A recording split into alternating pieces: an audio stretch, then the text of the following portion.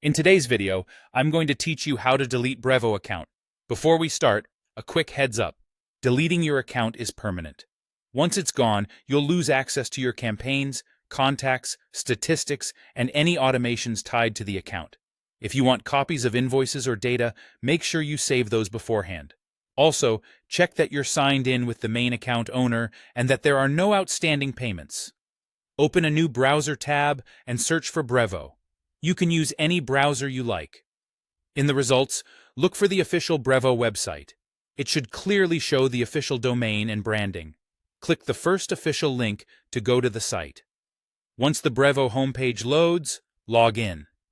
Enter your credentials, and if your account uses two-factor authentication, complete that step to access your dashboard. You should land on the main Brevo interface after a successful sign-in. In the top right corner of the dashboard, click your account name or profile icon.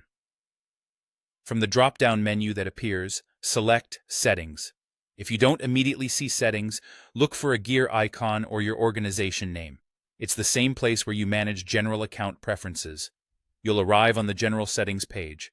Scroll all the way to the bottom. Brevo places account closure controls at the end of this page to make sure you find them intentionally.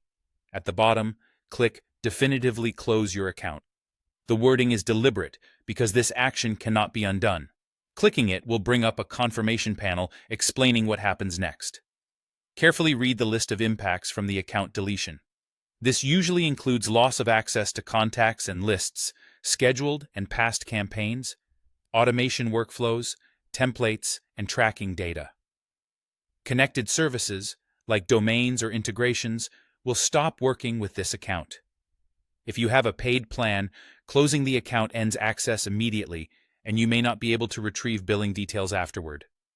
If all of that looks correct and you're ready to proceed, click Yes to confirm and permanently delete your account.